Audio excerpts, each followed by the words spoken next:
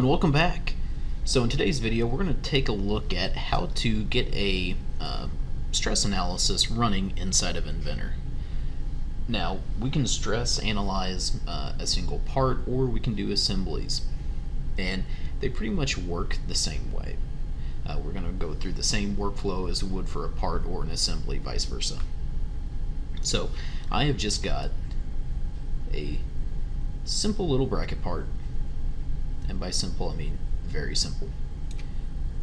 And to get started, all you have to do is go up into our Environments tab and click on the Stress Analysis environment. And when we do so, you should see it switches over to the study portion of our model browser. And from here, to get going, we just have to create a new study. And we're just going to do a simple static analysis. You can do modal analyses as well as a shape generator study, which, for those of you who don't know, that's Inventor's version of generative design. But from here, I'm not going to mess with any of our tolerances or any of the other settings here. We're just going to do a default static analysis. So when I hit OK, you'll see it's added in that first study, which, to take note, you can do multiple studies in a single part or assembly. So you might have one study that does one material and a second study that does another material, and another study that uses a different force, and so on and so forth. So you can run multiple studies inside of the stress analysis environment, and you can have up to as many as you want. But from here, we can either go from the browser, or if we just go straight across from left to right up top, the workflow is pretty easy.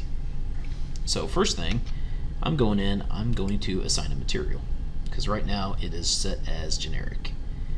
And if you have a material already set, you don't have to worry about this. But if you want to override a material, say originally this part was stainless steel, we want to test it in titanium, you can override your set material.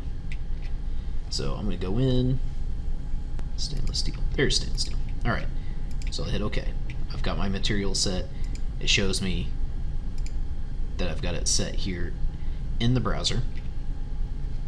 Okay, and if you need to prepare a model, see if there's thin bodies, surfaces that may not be connecting, that sort of thing, you can.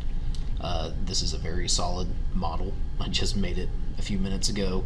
It is very much connected and not very thin. But from here, we want to get into our constraints. So you can set pins, you can set frictionless movement or frictionless constraints on there, and a fixed constraint, which for our piece here we would want fixed, because ideally we're going to be attaching this with hardware to a surface as a bracket somewhere. So I'm going to use the fixed constraint, and I'm just going to pick the insides of my holes there. Hit OK, and it shows that they are fixed. Alright, from here we get into our loads, or the forces that we're going to apply to this particular part or assembly. For me, this is more of like a shelf bracket, so gravity is going to be playing a role on it. So you can actually add in gravity really quickly. Gravity will be acting down from this position, so hit OK. And we're also going to have a force pressing against this, so this would be like the shelf top or whatever this particular bracket is holding up, and we would have to represent that. And I am going to say that this is going to be a 200 Newton force, and is going to be going the same direction as gravity. If you notice, if I click my direction there.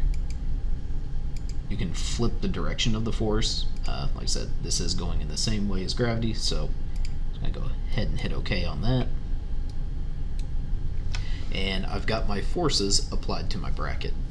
Again, for those of you out there who know more about engineering than myself, this is a very simple part. So please don't pick my little study here apart. As far as contacts, if you're going to have different parts contacting each other, you would want to typically start off with an automatic contact, see where things are touching, and if you need to tweak it, go in with manual.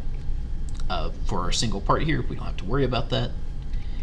You can also look at the mesh view, similar to like the STL mesh that you would see on an STL file when 3D printing. You can adjust your mesh just like that. You can add more triangles, take triangles away. Obviously, if you have a higher density mesh, it's going to take a lot longer to simulate. The less triangles, the quicker it's going to simulate, but you're not going to have that accuracy like you would for a higher density mesh. So it's a trade-off game you have to play.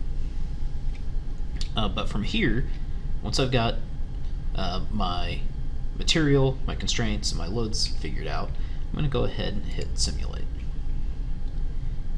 And it'll tell you you've got one study, one configuration. If I had multiple studies, I could run them at the same time. I don't recommend it if you don't have a super powerful computer for it. It will give your computer a heart attack. But for this simple part, it shouldn't be too bad. So I'm going to go ahead and hit run. Sometimes this does take a bit. For ours, it shouldn't take too long. Hey, we're done. Just because it is very simple.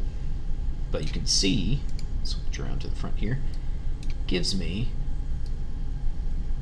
this von Moss stress map of my part here. You can definitely see there is a lot of strain above that bolt hole, and some moderate strain around the corner there.